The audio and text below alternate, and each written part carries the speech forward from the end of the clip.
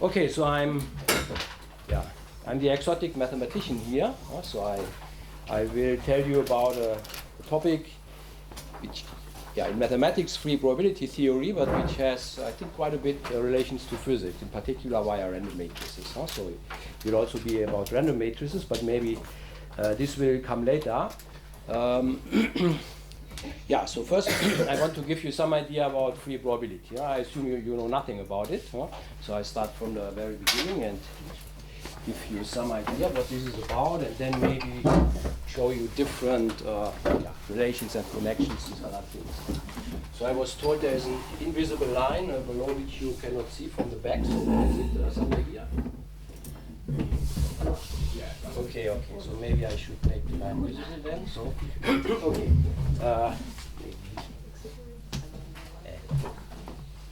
Okay, so the space I can use is getting smaller and smaller. I can also not read. Okay, let's see. Good. Okay, so the topic is free probability theory. Okay, maybe this, you can keep it in mind as an invisible topic, so maybe I just write it here. So free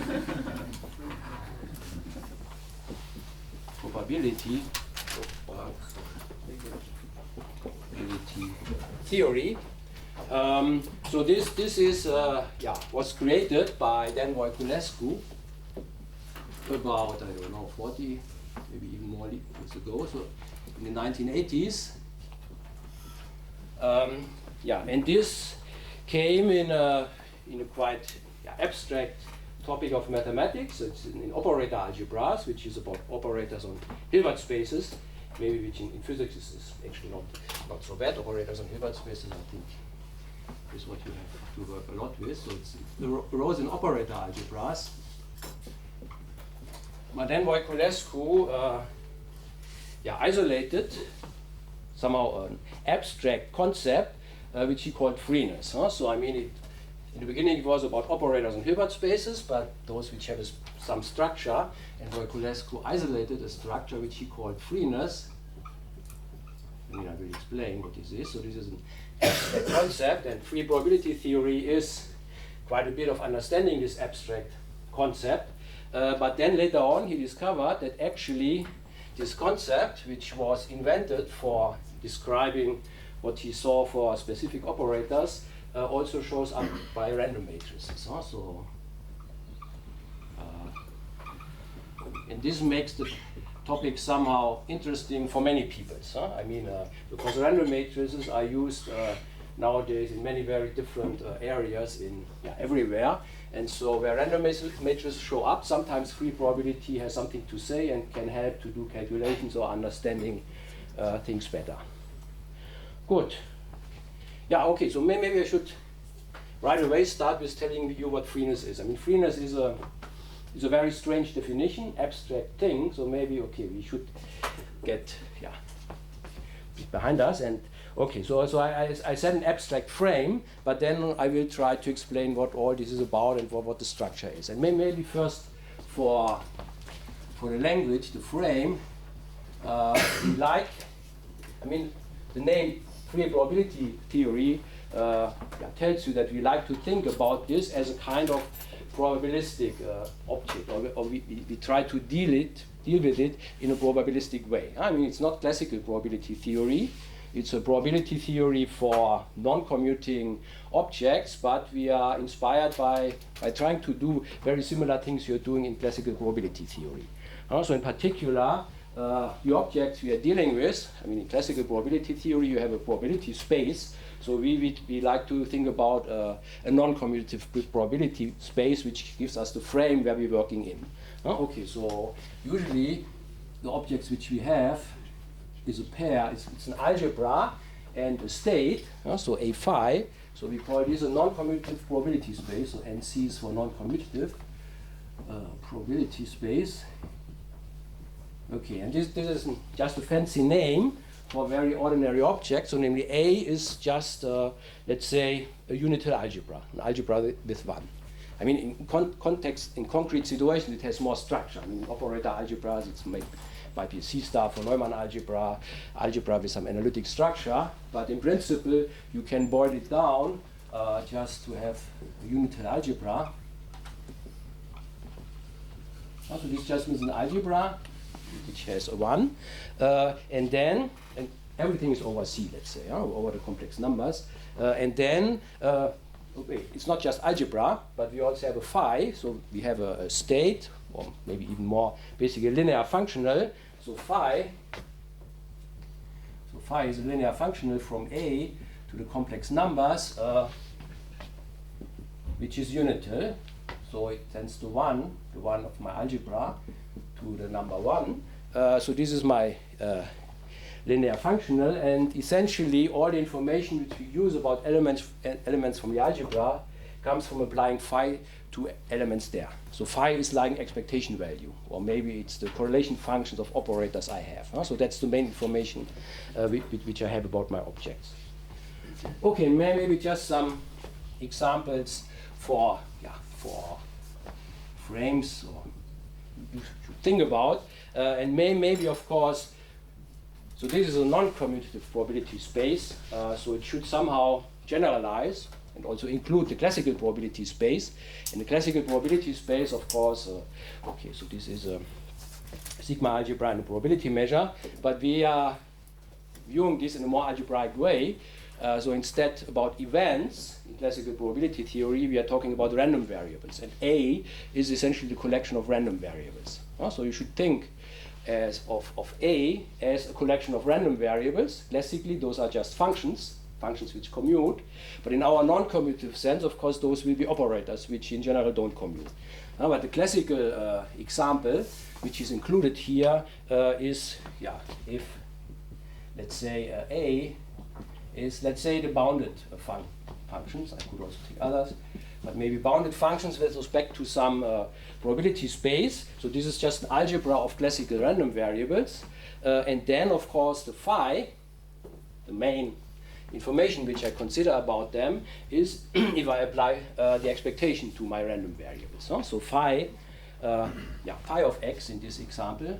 So x would now be a random variable, a classical random variable. So this would just be the expectation of my random variable, which is the integral of, let's say, x omega dp omega over my probability space. So just the expectation. So nothing fancy. Okay, maybe more.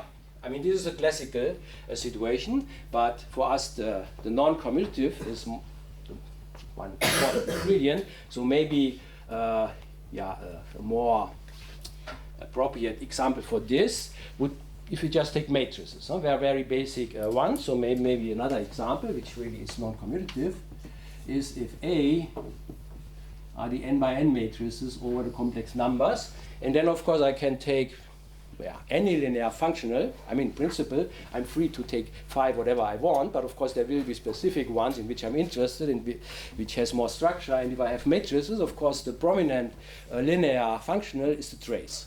Okay, so phi in this example would be the trace, and I denote it with a little tr, and this is actually the normalized usual trace. Capital Tr is the usual trace, the sum over the diagonals of my matrix, and then because I want phi of 1 to be 1, so I mean the usual trace of the unit matrix is n, n is the size of the matrix, so I have to normalize it by n, so that I have this property here. Okay, so we always want this, and it's also good in particular in random matrices later on. Usually the size will go to infinity, so we should keep things convergent, so you need some normalization, and so it's this one. So if I write the little tr, that's always the normalized trace. Okay, and then maybe, of course, I can also go infinite dimensional, and that's the usual thing I do, because freeness, which I still have to define, usually happens not in 5 by 5 matrices, so you really have to go to very big matrices to see it asymptotically, so really you only see it in a limit. So essentially, I mean, we are really working on infinite dimensional Hilbert spaces, and so maybe the operator, my algebra A will consist of operators on Hilbert spaces, let's say. And of course, maybe I take some collection algebra of specific operators, and phi will then be typically a vector state. So a state which is given by taking an inner product with some specific vector, which I call omega, which very often is kind of vacuum maybe. So phi of A maybe omega A omega. Omega is some specific vector, unit vector, and then I take A in this form. This is the inner product, and I think maybe in physics maybe you also write this like this, or maybe just as expectation of A. Huh? So A is here my operator. Good. Okay, so that's maybe typical examples, but just examples for this very abstract setting, which at the moment, okay, it's not saying much. It's like talking about a classical probability space. This is just language, and you have to fill it with life and structure. Huh? But this is somehow the language I'm going to use. Huh? So maybe, are there any questions on this?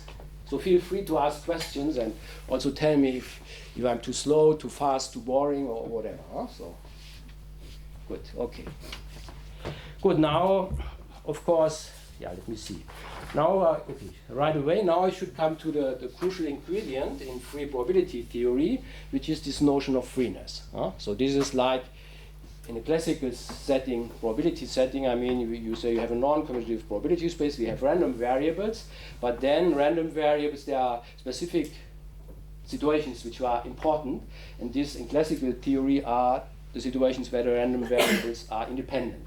And here we have something in this setting which Voiculescu told us that it is important, and which hopefully later on we will see that it really is a good object, and this is called freeness. Or maybe to make it the analogy clearer to the classical setting, we also call it free independence. Freeness and free independence is the same. Freeness maybe sounds a little bit too algebraic, so maybe free probability gives, free independence gives you a better feeling for it. But very often we also say just free. Good. Okay, so maybe I take this here away, and then I give you this definition of freeness. So if he doesn't want to try that, maybe you can try the other one. I will find something better. Yeah, I mean This.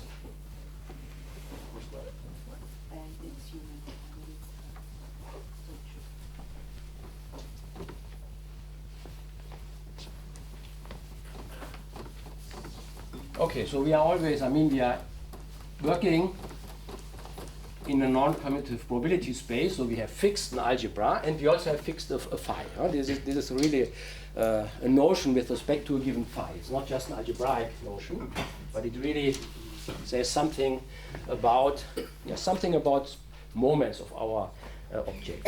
And the definition is it's a definition not directly about random variables, but about subalgebras. Huh? So we are saying, okay, we have one big algebra A, and then we have subalgebras, let's say AI, and I want to say that those subalgebras are free or freely independent. And so what does this mean? Huh? Okay, so I'm talking about unital subalgebras. So we call them AI, and they are indexed by some index set I. This can be, I can just have two of them, or I can have infinitely many. Doesn't matter. So those are unital subalgebras. So subalgebras which contain the one, subalgebras of A, and I say they are free. Well, that's a definition I'm going to make, or maybe a better word to at least give a better feeling for what it really is about. We also say they are freely independent.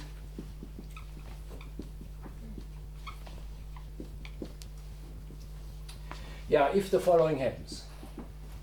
Okay, this definition is now a bit strange, not so easy to capture on the first, if you see it for the first time. So let me write it down, and then we are trying to get a feeling for what it really means. No? So namely, what it is saying is that specific phi's are equal to 0. So under some conditions, so I take a product of elements from the subalgebras, and in specific cases, phi of this is equal to 0. Okay, and so what are the conditions? So, okay, let's say I take a product of k many of my variables, and then each of them comes from one of the subalgebras. So let's say aj comes from the subalgebra which has the index ij. Okay, and then very crucial condition is that I'm multiplying alternatingly from different subalgebras. So the subalgebras from which the elements are coming, so they should be consecutively different. So this means the first element A1 comes from I1, from the subalgebra I1, but this should be different from I2. Then I2 should be different from I3, and so on. Okay, but only neighbors. So I mean I1 and I3 could be the same. So it's just that the first and the second are different. The second and the third must be different, and so on. Okay, up to the last one, which is I of k minus 1 should be different from ik. Okay, so I'm multiplying alternatingly from the different subalgebras, and then I require that each. Sorry. So I is the index of algebra and j is the index of element in the algebra. Yeah, the i's are the indices. So the element. So I will have elements a1 up to ak. Okay. Okay. And the j's element will be in the algebra which is indexed by ij. So. Okay. So a1 will be an element in the algebra a of i1. Of I1. I mean I have algebras. Yes. I mean I might have infinitely many algebras. Okay. So yeah. So okay. So a1. So the element a1 does not have to be in the algebra a1. It can be in the algebra a7. Okay. And a2 can be in the algebra a9. How do you distinguish between the elements between different algebras? If it's just a number of elements inside the subalgebra, right? So you say A1? No, this is an element in this algebra. There might be, I mean, this is a subalgebra which contains many elements. Yes. And now I just take one of those elements. Yes, I'm just trying to understand how, so you have a large one. For instance, you have one subalgebra, a large one. You have another subalgebra, a large 2. How do you distinguish between different elements between two subalgebras if you have only one index for a small? Because I'm now, okay, I look now on specific elements which I call A1 up to AK, Okay. and for this I require, I tell you in which algebras they are.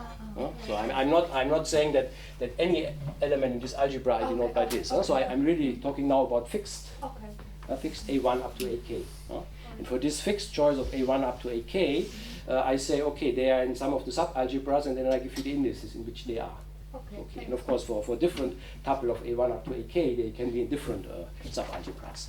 Okay, so I have fixed this. And I want, okay, so let's say I have here conditions, and if they are satisfied, then really something happens, and maybe it's better. So what I really want to consider is I want to look on the product of those algebras and say what is phi of this. Okay. And this will be 0 if I have these very special conditions, and maybe one is still missing. So I consider on elements, the elements here on the factors are coming from one of the subalgebras. I'm indexing, this comes from I1, from I2, and so on. And this must be alternating. And then also each A should be centered. So phi of AI should also be 0 for all the guys which I consider here. So if this is the case, then phi of the product also has to be equal to 0. Okay, so the point is I take products alternatingly coming from subalgebras. Each element is centered, meaning this. Then this means the whole thing is also centered. Okay, and I hope you, I suppose you agree that this is a bit strange definition. Thank you. The order matters? Huh? The order matters that you have A1 to AK? Yeah, because I mean it's this alternating guy here. I mean, but I mean phi of say A2 times A1 up to AK does not need to be 0 then. Okay, let's see. So for example, I have A1, A2, A3 is equal to 0. But the requirement is that A1 is a different algebra from here. This is a different algebra from here. So if I would instead consider A1, A3, A2, then it would not be true anymore that this comes from a different algebra than this, because 1 and 3 can be in the same algebra. So this here, there's no condition about this a priori. So it's really, and I mean this also means the A's should probably not commute, because if they commute, then this condition about the neighboring stuff is not clear what it should mean, or it's very hard to satisfy this, because if this should be true after all permutations, because then it would just mean that all all of them are coming from different algebras. But here it's not the case. But, sorry, so it has to hold for all possible choices that respect those rules? Exactly. Okay. So this means for all choices which have this property, I should have this one here. And that's okay. Can be whatever. Yeah. Okay. I mean, whenever I have this one here. So here it. Yeah. In particular, I mean, of course, it can be that all are coming from different subalgebras, but it is also possible that this and this come from the same subalgebra.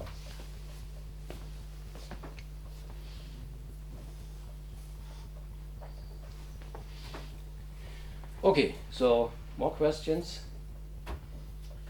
Okay. Just to be sure, so it has to be true for any k. Yeah, for any k. Yeah, Okay. exactly. Yeah? So I'm not multiplying 2 or 3 or 5, but I for all possibilities, for all possible lengths. Yeah. So it's a lot of relations, but essentially it says, I mean, phi in many situations is equal to 0, which it's not clear what this is good for. Good. Okay. So, but maybe, yeah. So the main question is, what is this good for, and what does it really mean? And I will hopefully try to tell you more about this, but maybe I want to give you one example. I mean, it's not so ridiculous to make this this definition, because of course it shows up in very specific situations. Voiculescu was motivated by looking on this, and maybe I give you the basic example where this really comes from, and which maybe also explains why it is called free probability theory, because this is essentially the example of the free group. Okay, so namely, so the basic example, I mean, the algebras, you're looking, I mean, a way you can build, or you can get interesting algebras is if you're looking on groups and you take the group algebras. So you take linear combinations of group elements, and then for specific situations in groups, you have a specific behavior like this. So the basic example where this comes from. I mean, I give you the algebraic version. Voiculescu looked on the C-star or the von Neumann algebra generated by this, which is going over from finite sums to infinite sums, but we don't have to bother about this because this property here happens on the algebraic level. So we don't have to bother about any analytic properties. But so we just essentially see, well, I hope to give you some idea, that this corresponds in some sense to a free product of groups. Okay, in this context, I mean, free really means, what it sounds like, namely having no algebraic relation. So this definition is transcribing, in a specific situation, having no algebraic relations to a setting which uses a phi, which is not just saying that you have no algebraic relations, but it's saying this in a different language, in a language which can be useful if you want to make extensions. Good. Okay, so what is this? I mean, first of all, if you have a group, just a group, then you can look on the group algebra, and this just means taking formal linear combinations of your group elements. Instead of just looking on the group elements, which you can multiply, you also take linear combinations of them, so you can take also sums of group elements with coefficients. So I take, usually I denote this by CG, so it's the complex group algebra, and this consists of finite linear combinations of your groups. If you take for Neumann or C-star algebras, you go over to taking infinite sums, but I stay here with the algebraic notion. So C of G is the group algebra.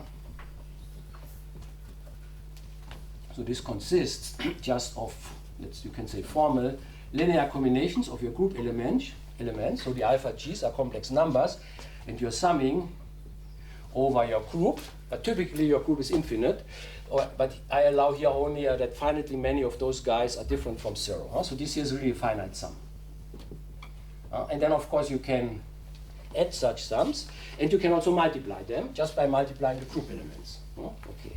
So this gives you an algebra, and this is a group algebra, and it's a unitary group algebra because the 1 in this multiplication, of course, corresponds to the neutral element in your group. So it's just the element, the neutral element E. If you multiply it with anything of this, nothing will happen. Okay, so we have the algebraic structure of the group, but now I also need a special state, and this state, I call it, let's say, tau G in this setting. So this goes from the group algebra to the complex numbers, and this should be linear functional, acting somehow on these finite linear combinations, and this is exactly what singles out the only special element you have in the group, namely the neutral element. So this just takes from such a linear combination, it only takes the component which goes with the neutral element. So this means the sum over alpha G is mapped to the coefficients of the neutral element. The neutral element I denote by E. So E is the neutral element in my group.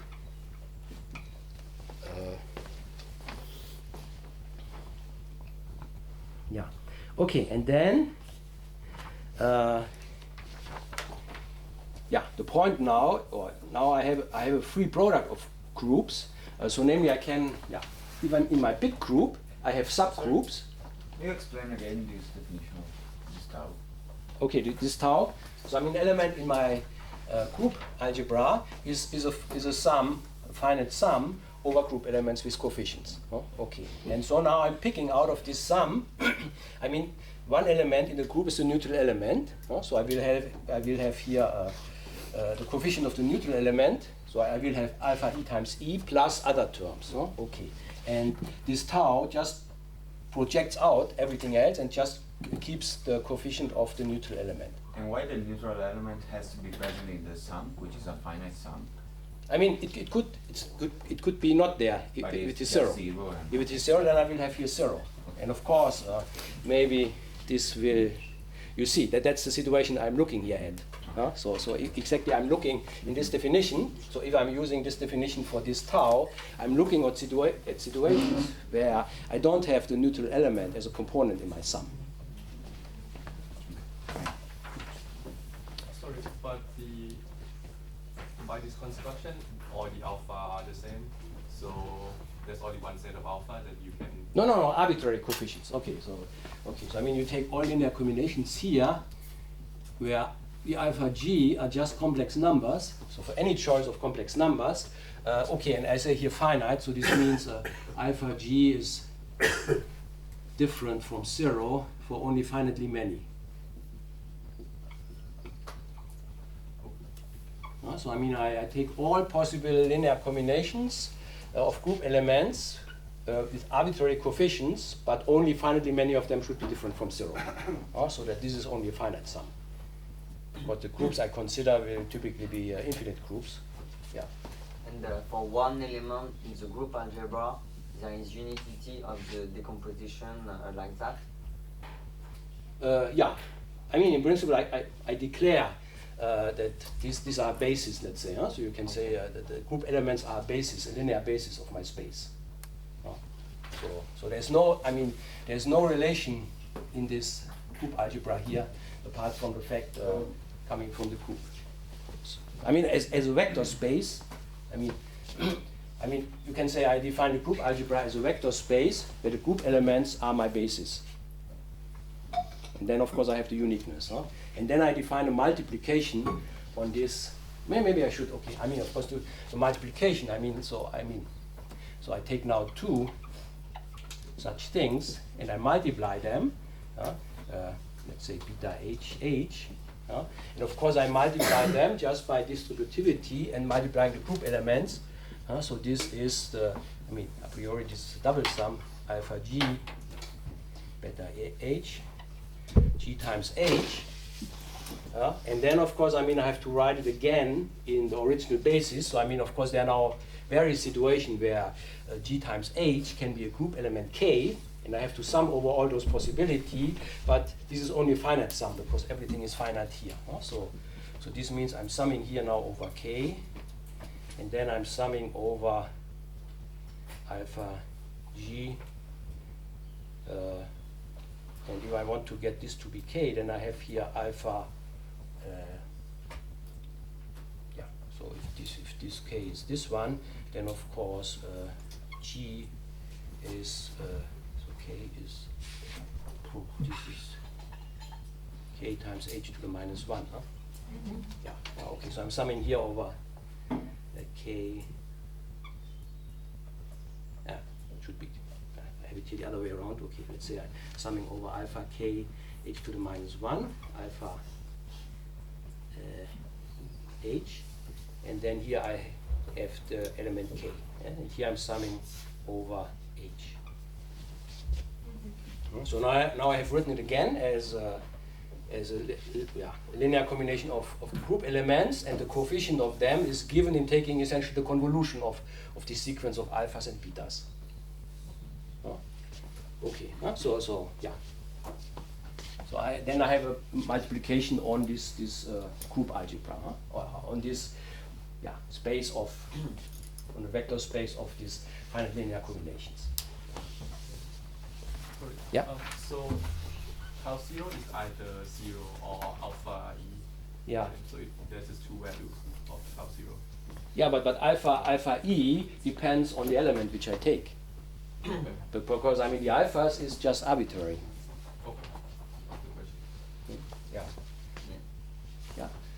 Just if I take G like the group minus 1, 1. If I look at the element 1, which is in the group algebra, how I know if it's 1 times 1 or minus times minus 1 in the group algebra?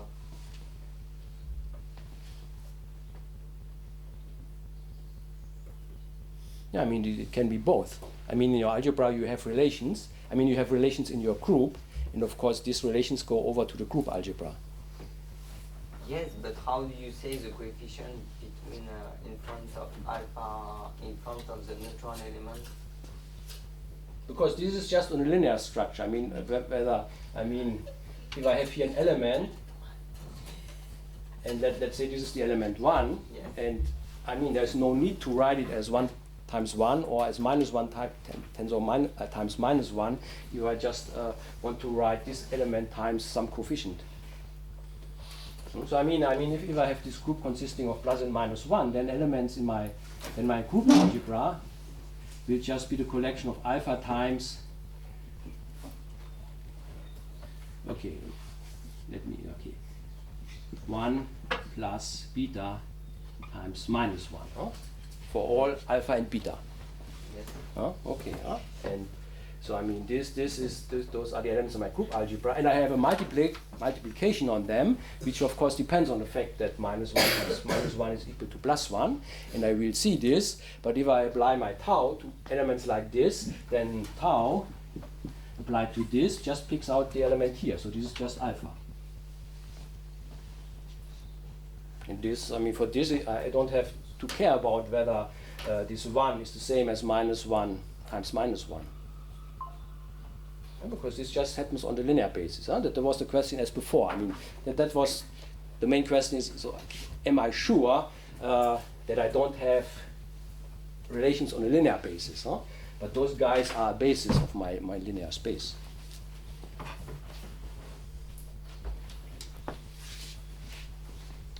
Okay, good. So what do I want to say? I want to say, okay, I have this group algebra, and now I can consider subgroups in a given group, and then I'm more in this setting. I mean this here is just telling you what is the big non-commutative probability space, but now I want to look on substructures, namely sub yeah, algebras, but of course here if I have subgroups, I also get subalgebras. Huh? And then I can think about what does it mean that those subalgebras are free, or on the level of the groups, what does it mean that subgroups of a given group are free in a group. But on the level of the group, I mean, this is a well-established notion of free, that subgroups are free, and this just means there are no algebraic relations. Yeah, so there are no algebraic non-trivial relations which are not coming from the relations of the group themselves. And maybe you get the idea that subgroups are free if I multiply alternating the elements from the various groups, and none of the factors is the identity element, is the neutral element, then what I get out can also not be the neutral element. And now maybe you see that this looks very much the same as here, because asking that phi, in this case tau, of an element, and now an element will be something in the group algebra, but asking that tau of this guy is equal to 0 means I don't have a component of the neutral element in this sum. Okay, and now I'm multiplying alternatingly elements from yeah, my group algebras, and none of them contains a neutral element, and this means in this whole total sum I only get alternatingly factors from my group elements. None of them is the neutral element, and then what I get out can also not be the neutral element. So there is no way of creating in such a product a neutral element which does not have the coefficient equal to 0. So this means that this phi is also equal to 0. So that's where... It's basically like a generalization of, if we were talking about random variables, it would be like just that the random variables are independent. Right, and this is sort of generalization of this. Yeah. If this was just random variables, it would really mean that they are just independent random variables. No, I mean they are not independent, at least not if your groups are free. So maybe let me do an example where maybe you can consider it more as, let's say, a random walk on an object, which is the free group. Huh? And maybe then, just saying it again, what I just have said here.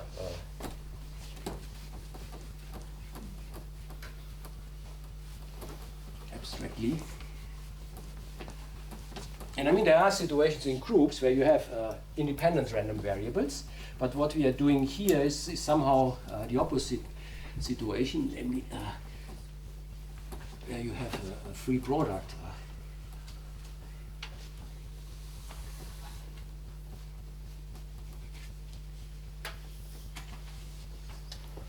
Okay, so yeah, maybe let me do the examples really of the free group. Let's see, I take really the free group. Let's say I take the free group of two generators, which usually is denoted by this. And let's say I have the generators are x and y. So the free group is just, so x and y are just my basic group elements. I have their inverses, and then I can multiply. I get words in x and y, also in their inverses. And the only relation which I have is that x is the inverse of x to the minus 1. So if they meet, they will cancel to the neutral element. Okay, and I mean the free group,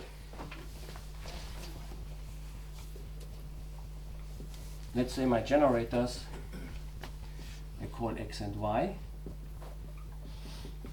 And in physics, I mean, I'm looking essentially at the graph, the Cayley graph corresponding to this, and I mean, usually in physics, I think this goes usually under the name of beta lattice. So I'm looking here on beta lattice.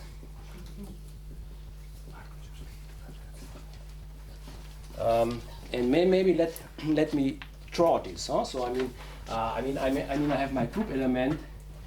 This is the neutral element, and then I can act on this with either multiplying with x to the minus 1, y, or y to the minus 1. So essentially I have four directions in which I can go.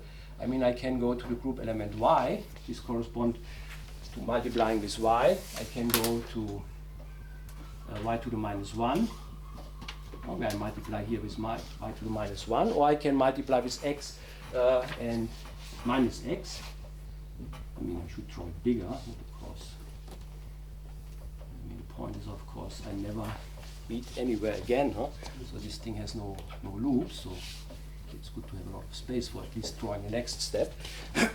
Okay, so I can go to those places. So this here is x, this here is x to the minus 1. And then from those group elements, I can multiply again with the 4 possibilities. Of course, if I take what I have done in the step before, if I do this backwards, then I'm just going back. So if I multiply here with y to the minus 1, I will come back to here. But for the other possibilities, I mean, here I multiply with y, and then I multiply in this direction with x. Here I multiply with x to the minus 1, and here I have y squared. And here the same. So here I have,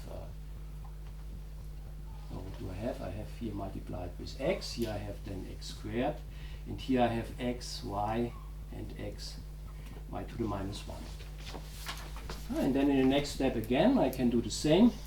One of the 4 possibilities brings me back, but otherwise I will go into new directions, getting 3 new points, and so on. No? And of course, the point is, having the free group, having no relation between x and y, is that I never get loops here. So this really is a tree. I mean, I have a possibility of going back, but I only have one possibility at such a place, because I must do exactly what I have done to get here. The last thing, I must go backwards. So if I want to go here, I really have to invert everything. If I do something else, then I go in a different direction, and if I want to come back, I must cancel this again. And this is more or less what this is saying here. So namely, if I'm multiplying here, I mean, if I take here elements from my group algebra, they are linear combinations of elements from my group. Elements from my group correspond to doing somehow steps in this tree here. I mean, I can multiply with x. Of course, I can also multiply with x squared. Then I'm going from here to here. Or I can go from here to here. So elements from my group algebra essentially correspond to some kind of walks doing in this here by applying it to where I am, and then I act with the operator, and then I'm going somewhere else. Okay, and now if I multiply my alternatingly my elements from the group algebra, then I'm saying, okay, alternatingly, I'm doing something in the x direction, and I'm doing something in the y direction. Okay, and the fact that my guys are centered means if I'm doing something in the x direction, I do anything, I have many possibilities, but I'm not, I have not the neutral element there. So this means I'm not staying where I am. So I move somewhere in the x direction, then I move somewhere in the y direction, but not staying where I am. I move somewhere in the x direction, and so on. And if I do this alternatingly, I mean I have moved somewhere, and there's no possibility that at the end I'm back at the neutral element. Because the only way of going back to the neutral element would be to have loops, or maybe to revert everything. But this reverting everything would mean that if I do alternating x and y's, I have to stay there. So if I move in this direction, and then I move in this direction, then I move in this direction, then I'm somewhere, but I'm sure that I cannot be at the neutral element. That's exactly what this is saying here in a kind of algebraic language using this phi. I'm sorry, and in this case, the subalgebras are just the horizontal and vertical. Yeah, I mean the subalgebras. Okay, I have here the free group, and now I take as subgroups the 2 groups. One is generated by x, which is just the one which only consists of linear combinations of powers of x, and the other one is the one in the y. So I take and then F2 is the free product of those 2 subgroups. And of those 2 subgroups are just the usual group set. I mean, this is a commutative group, but this is just, if I'm only doing steps in x direction, I just have to say how many steps, 1, 2, 3. So those are just the integers. So F2 is just the free product of twice the integers. So sorry, what exactly is phi in this example? Was that What is what? phi? So in your definition of the free probability here, so you have phi, and then so how do I see what exactly this would be in this example? Or have I just completely missed the boat? No, so what do I have? What is? Fine. The phi. Okay. The phi. Okay. The phi is here exactly. I mean, this is this tau. This, Right, okay. this is really. I mean, the elements in the group algebra are linear combinations of my group elements, and the tau or the phi just takes out the coefficient of the neutral element. Right, okay. And the subalgebra doesn't contain that neutral element, or No, the subalgebras are always unital. So I mean, okay, maybe okay. So maybe I mean f1. Well, let me call it fx. So this would be the subalgebra. No. The subalgebra consists just of powers of x. Of x. So this would be just x to the, let's say, p, where p is in Z. And of course, x to the 0 is just a neutral element. Just arbitrary products of x's and x to the -1. But this is just either the neutral element, x to the 0, or it's just the power of x or power of x to the -1. Okay, and then the group algebra of this consists of linear combinations of this. So this would be a sum over p in Z, where I have here alpha p x to the p. And if tau of this is equal to 0, this means p equal to 0 is not there. Yeah. So what do you define freeness as? Is the fact that after having some amount of transformations with the generators of x and some transformations with generators of y, you are not guaranteed to end up in the neutral position. I mean, they are guaranteed not to. They are guaranteed not to. So this is what you define as freeness. Yeah, but for all possibilities of multiplying, I mean, so I mean, whenever you do this, something in x direction, in y, in x and y, and it doesn't matter how many, it's just alternatingly, and in each step you are not at the neutral element, then also in the whole thing you cannot have a coefficient of the neutral element. This is the definition of freeness. I mean, this is boiling it down to this specific situation. The general definition is this, but this, in this case, says exactly this. So in both the examples, the intersection of the subalgebras is only at the unit element, right? Does this also work otherwise?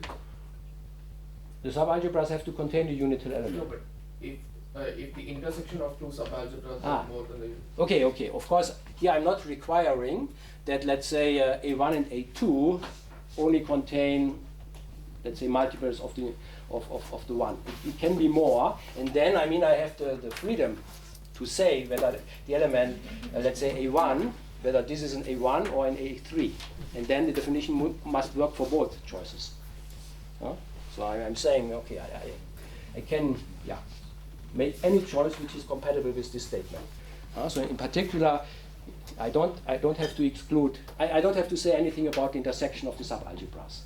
Of course, if they have a big intersection, I mean it's getting more and more complicated to satisfy those conditions. And then maybe I don't have freeness. So if I have freeness, it might mean something about the intersection, but it's not put into the definition. Yeah. Just to make sure that I understand, so but you can choose the neutral element. I mean, if I have a group, of course, the neutral element is there. But then they're not fully independent according to your definition. Why not? No, because you have this phi of e equals 0 side constraint. Yeah, okay, yeah, exactly. Okay. I mean, phi of 1 is equal to 1. Yeah, okay, good point. I mean, the AIs, of course, cannot be the neutral elements. Because if I multiply with the neutral elements, I could effectively throw away this term, and then things which were not neighbors before now suddenly are neighbors. So, yeah, okay, good. Yeah, good point. So this condition excludes the point that I can choose for the AI the neutral element, or the one in my algebra.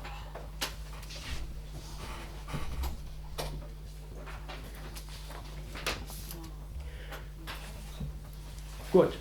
Okay, so maybe, yeah. Okay, so, yeah. So now at least, I mean, maybe this gives you at least some feeling why one makes such a definition. But still, probably it's quite unclear what this definition really means. And now I want to move a little bit more in the direction of getting a more feeling what really is behind this definition. So it somehow corresponds to this, but yeah, it's still not clear. And there was also, this. Maybe it looks somehow like independent random variable. So maybe one should move into this direction and see that maybe it's not Not the same as classical independence, but it's something very similar. Okay, and first of all, maybe going in this direction, the first observation is that if I have a freeness situation between subalgebras, and let's say that the algebra A is generated by the subalgebras. Huh?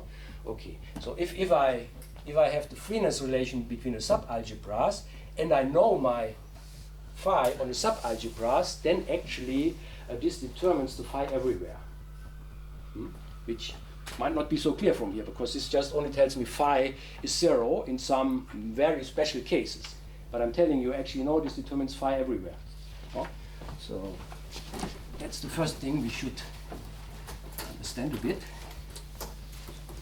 And then maybe this gives us maybe a better feeling that what we have is maybe something like independence, because independence does the same. Huh? If I have independent random variables and I know the moments of each of the random variables, then this tells me what are the moments of any mixture of the random variables. Huh? And this I'm telling you now that freeness is something like this. But in the case of independent random variables, this is clear from the very definition, because you just have factorizing.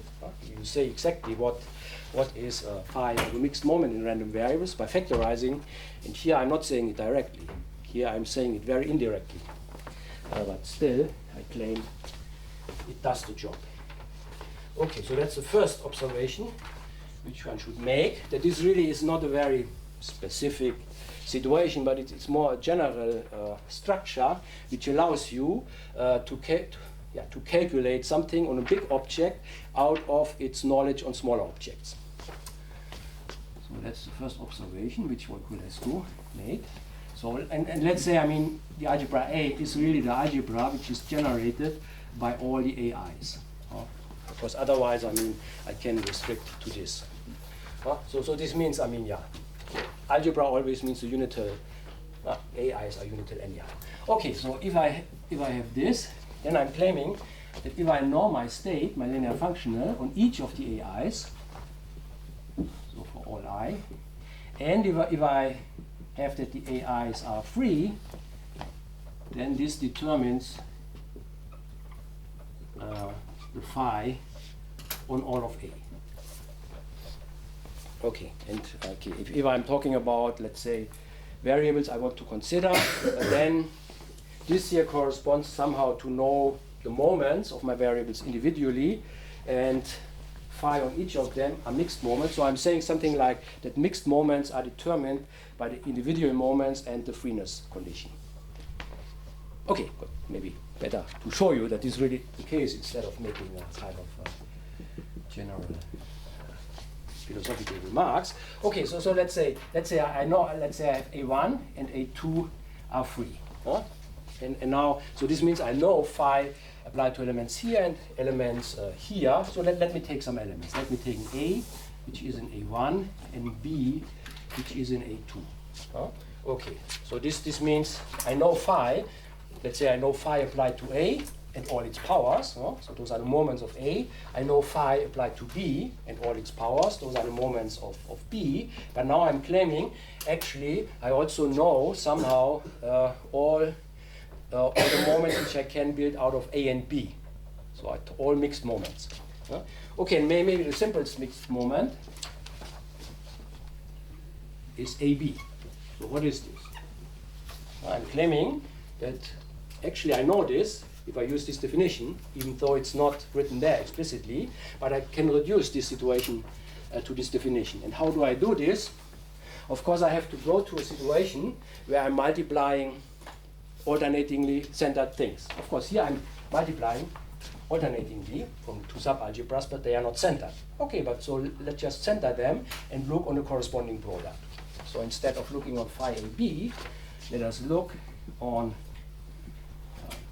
the centered variable. So I take A, and I'm subtracting phi A minus 1, and I multiply this with B minus phi B minus 1. Okay, and now you see, I mean, my algebras are unital, so I'm allowed to do operations which are multiples of the 1. So this guy here, this is in A1. The unital A1 is the subalgebra which contains A, the unital subalgebra, so it also contains this one. this guy here is in A2. Okay, so as before, but now I have improved the situation because phi of this thing here, of course, is 0. Because if I apply phi to this is phi of A minus phi of A times phi of 1, and phi of 1 is 1, so this really is 0. So I have centered my variables, the same here. Phi of this guy is equal to 0. And now I'm back to the definition of freeness. Now it applies. Because in such a situation, where I have an alternating product of centered variables, the definition of freeness requires that this is equal to 0. Yeah, okay, but now of course I can multiply this out. Phi is linear, so if I multiply this out, I will get 4 terms, and 1 is exactly the one which I want, phi of AB. So I get here phi of AB, and then I get 3 other terms, but each of them, what is it? It is phi of A times phi of B. Because I mean here you see I multiply A with phi of B times 1, the phi of B comes out, then I'm left with phi of A. Here the same, and here also the same. Phi of A times phi of B, but twice I have a minus sign, because I have here plus minus, minus plus, and here I have minus minus. And so once I have a plus, so I get 3 times the same term, but it remains with 1 minus. So I have here this is equal to 0, or if I write it in a way that I really want to know what this is, this tells me that phi of AB is equal to phi of A times phi of B. So now you see that this really contains more. I can reduce situations which might be more interesting to the definition, and then I really get for 3 variables the mixed moment phi of AB. And it factorizes, and again, this seems to indicate it's just like independence, because that's what happens for independent random variables. If A and B are classical random variables, they are independent, then of course I have this factorization. Okay, and yeah, we can of course go on. Of course, the point is in the non-commutative, I mean, of course I could also put powers here. I could take here power m, and then I would have here the same, and then I would also get here a to the m, b to the m, is phi of a to the m times b of the m.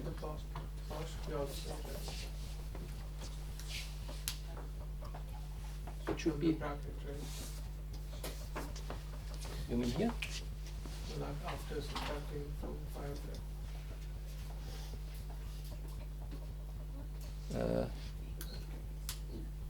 I think you said when you subtract to get 0, to get a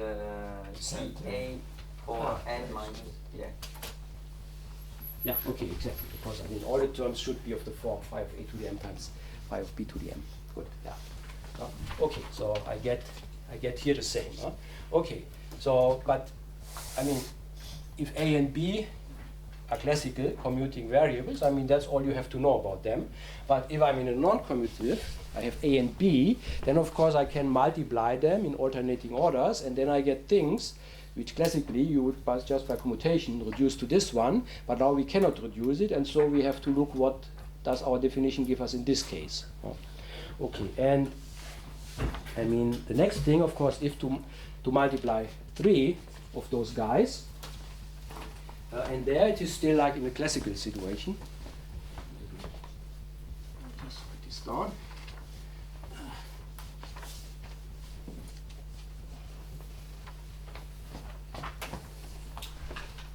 So if let's say I take now, let's say A1 and A2 from the algebra A1 and B from A2. And then I look on phi of A1, B, A2. Then B is free from those guys. And again, I can look on this centering trick, multiply it out, and I will see this actually is the same as it would be for classical independent random variables, namely it is phi of A1 times A2 times phi of B. I mean, classically, A2 and B would commute. You would bring it on the other side. You have A1 times A2 times B, and then it factorizes like this. And that's also what happens here with this rule. Okay, so again, you might be tempted to think, okay, it's nothing else to the classical situation. But of course it's not, because otherwise it would not be so interesting. So now the really interesting thing happens if we are multiplying 4 terms. Huh? Okay, and so for this, let's say we take A1, A2 from A1, and B1 and B2 from A2, and I'm looking on phi of A1, B1, A2, B2. Huh? So, I mean, I have this alternating behavior. Huh? This is from algebra 1, from algebra 2, from algebra 1, from algebra 2, but they are not centered. Okay, but again, I do this centering trick. I look on the corresponding product where I take here A1 minus phi of A1 times B1 minus phi of B1, B1 times 1 times A of this. I multiply it out, I get 16 terms. One of them is this term, and the other terms essentially are terms of smaller order. I mean, they still might contain mixed things, but then only mixed things where I multiply 2 or 3 of the A's and the B's. And for those, I already know what to do.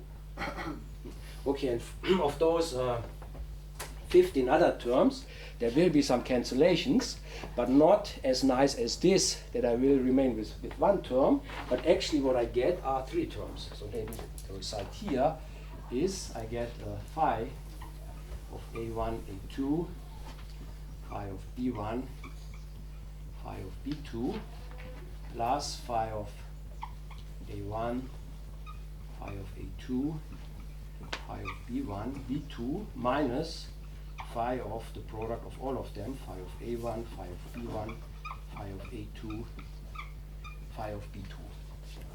Oh, and now you see that it's really getting more interesting, but of course also more complicated, and still maybe we don't really understand. I mean, we understand that there are always formulas. That's what I'm saying here. We can calculate any mixed moment in terms of the individual moments. There are formulas. We can reduce it to the definition, but you see it's getting quite tedious. Huh? So, I mean, we know there are formulas, even though maybe we don't understand them. Because, I mean, if you want to do the same thing for a product of 6 terms, you really would have to work a lot, and then in the end you get a formula which looks tremendous, and maybe it's not clear what it means. Yeah, I just was wondering, like, if this formula works for the centered elements, maybe we can say that it works for non-centered, and then you consider the example, and actually it seems to be the case. You don't need really to center your elements to say this. No, it will work. But what will work? I mean, I have a formula. No, yeah, no. I'm just saying that you can say that it will be also 0. So if you write phi of like A1, A2, AK, and you say A1, A2, AK, they are not centered, this will also be 0 always, even if they are not centered. But I mean, this is not 0. I mean, this will give you 0. No, this is not 0. I mean, you see. I mean, okay, maybe you should see those are very different terms. I mean, here. No. This will give you 0 because of phi AI is 0. No. No, but I'm not assuming here that the guys are centered. I mean, this formula is true always. No, yeah, I agree. Because otherwise, if they are centered, then it's just 0 by definition. Yeah. But the point I'm making now is that really you get a formula where you don't need this centeredness condition. And then, I mean, the most general thing you have to understand is really an alternating product.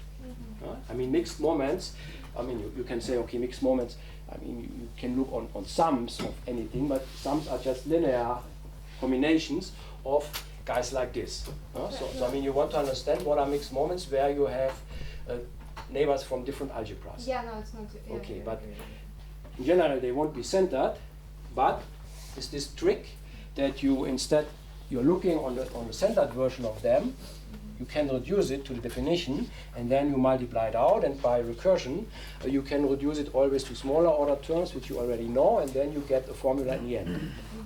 Yeah? So in the example above, with phi of A1, B, A2, so there you assume that B and A2 will become A? No.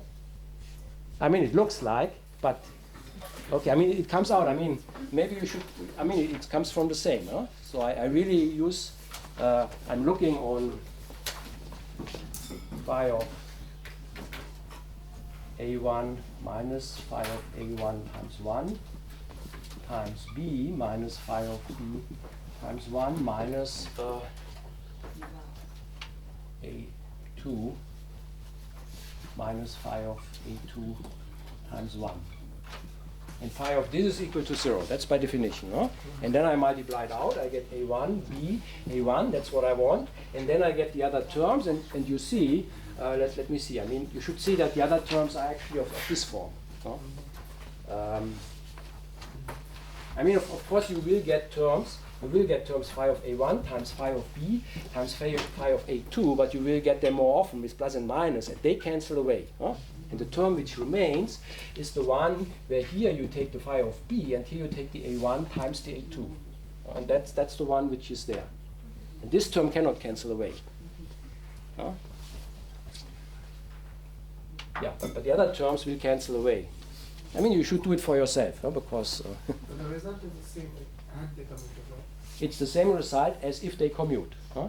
So this is the same as you would get the result if A and B are classical random variables which commute, independent random variables, because they would factorize like this.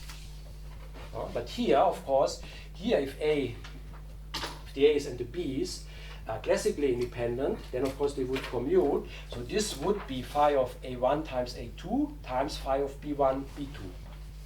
And maybe you notice this term is missing here. Huh? It's not here. Okay. Maybe one should have a look on this formula. I mean, what I want to convince you in the following is that actually behind those formulas there is a non-crossing structure. And maybe already at this formula we can see somehow that what we get in this decomposition has a non-crossing structure. Because I mean, okay, well, what do I mean with this structure? I mean I could draw here, I could connect the elements which are from the same algebra. And then you see I get a picture like this. This is a crossing picture. And the moments of crossing situations are complicated. They have formulas like this where you have many terms, but the terms appearing here, they correspond to a non-crossing structure. I mean, if I would get here the term phi of A1, A2 times phi of B1, B2, this would correspond somehow to this picture. This would be a crossing contribution, and this is not there. Okay, but what is there is essentially, I mean, yeah, so what is there? I mean, here you see I have connected, maybe I draw it here, I have connected A1 with A2, and I have the B's alone. So this corresponds to this picture. Here I have connected the B's, and I have left the A1s alone. And in the last one, I have them just all separately. So you see, I mean, the terms which I have here correspond somehow to those pictures, and they are non-crossing pictures. And the term phi of A1, A2, phi of B1, B2, this would correspond to this picture, and this is not showing up. So, I mean, I will come back to this. That's the crucial feature which we want to understand for understanding the structure of these formulas. But maybe it's already showing up here. That if you have non-crossing situations, then everything is nice. And you see, I mean, here I have a non-crossing situation. Then it just factorizes in the usual way. Here I have a non-crossing situation, and then it's getting complicated, but the result somehow corresponds to terms which have a non-crossing feature. Okay, so up to now, this doesn't determine the signs. Okay, the signs, of course, yeah. I mean, those formulas are complicated. Okay, and you're right. I mean, it's not a factorization. It's a sum of things. But in this sum, I have coefficients, and you see here I have minus signs. And if I have bigger terms, I will also get coefficients there which are not just plus minus 1. It's not just alternating. I mean, those formulas are related to some Möbius inversion in some lattice or whatever. So maybe later we can see this. But I mean, in principle, there are formulas given in terms like this, but the coefficients are also not so easy to write down explicitly. It's more that one can say it has this structure. But we have to go understanding this structure. Yeah. Okay, so I think, yeah, I have given you the idea that freeness is, like independence, a rule for calculating mixed moments out of the individual moments, but the rule is different. It's not, it's not the same rule, and so it really has something to do with non-commutativity. Because if the variables would commute, I mean, I should go back to the usual rules, and this is usually not compatible. So this means freeness is something which usually you don't see for commuting variables. It's nothing which you can see in classical probability theory. There are only very special situations that commuting variables can be free from something, and this usually is if you have constants. I mean, constants are free from everything, like classical constant variables are independent from everything. Okay, but constants are trivial. There's nothing interesting to say about them.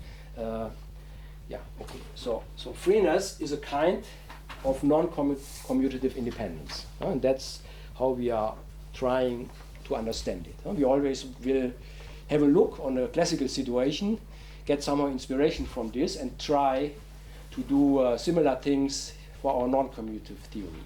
But of course, it will have a flavor like the classical theory, but of course, in details, it will be different. And maybe this non-crossing stuff will play a role. Good, so maybe I have, 10 more minutes. Maybe I just end with definition of really just saying moments of random variables and maybe just write this down so that we have it explicitly. I mean, things which I more or less said already. So instead of talking about subalgebras, talking about random variables, because that's what we usually want to consider, namely that I have random variables which are elements in my algebra. Okay.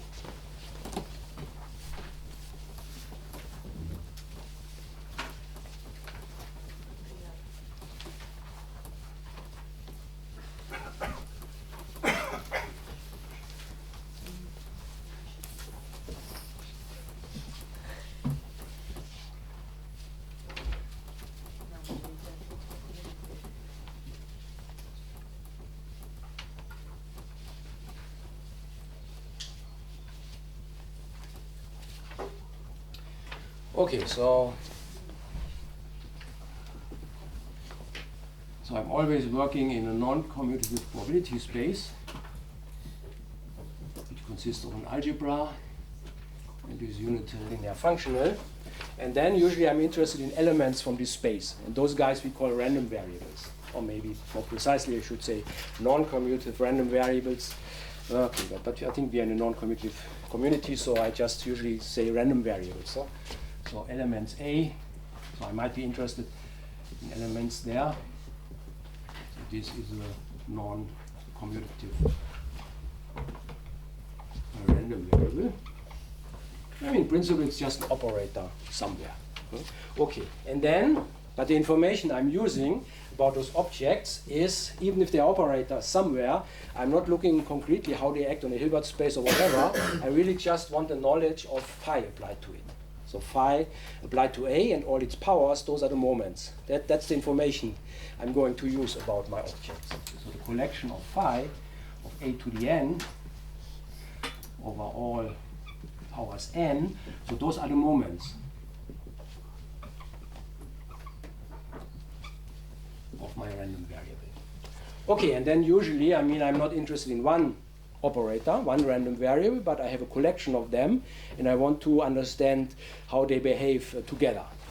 Okay, so I mean, usually I have, let's say, A1 up to AN, random variables, just a tuple of elements in my algebra, and then the information I'm using about them are their joint moments, which means I multiply them in any possible order, and I take phi of them. And of course, I take also sums of such guys, but phi is linear, so if I know the information about the products of them, then I know everything. So this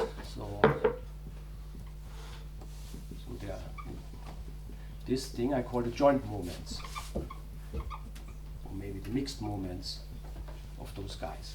So these are the collections of phi applied to any product of the A's, with all possibilities for choosing the indices, A of R1 up to A of Rn. Where n is just a natural number, and R1 up to Rn are all possibilities I can choose out of what I have here, A1 up to AR. So they can everything between 1 and R. Okay, and then of course I say those guys are free. Yeah, if I mean freeness was a priori definition for subalgebras, so they are free if the subalgebras which they generate are free. And I mean essentially I did the calculations for random variables and I used this more or less. Huh? So I'm saying if I have a collection of random variables, they are free if they are generated subalgebras. In general, subalgebras are always the unital ones. So if they are, because you saw it, it's important that I can subtract the mean times the identity to center things. Huh? The centering issue is the crucial thing for using using this definition. So if they are generated unital subalgebras. So AI, so this is the algebra which is generated by 1 and AI. So those are just polynomials in the AIs. If those guys are free. Okay, and of course sometimes I mean I have maybe one random variables and then I have a couple of other random variables such that the two groups are free.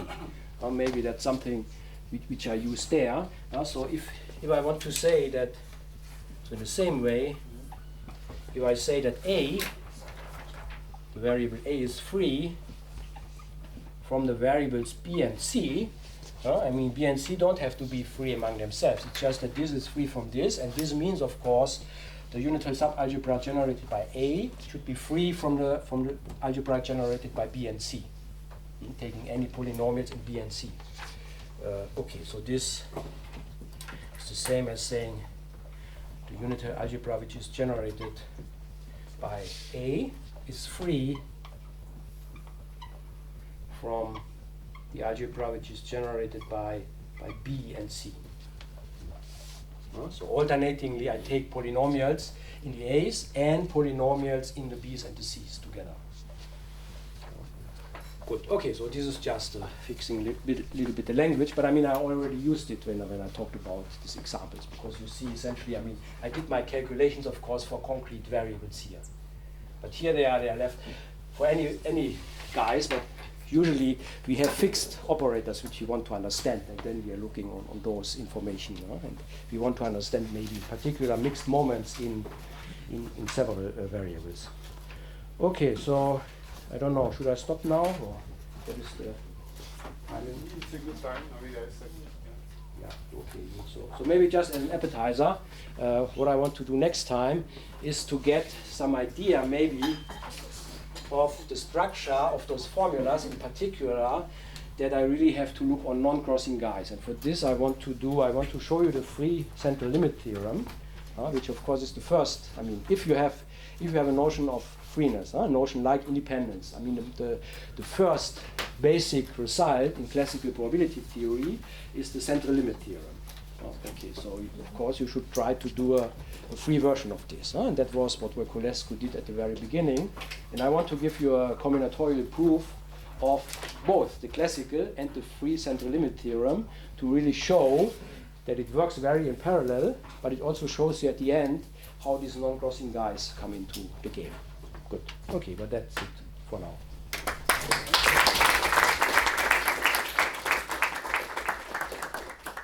Other questions? Yes, everyone ready? All right, so now there is the coffee break then. Remember to come here to the study class.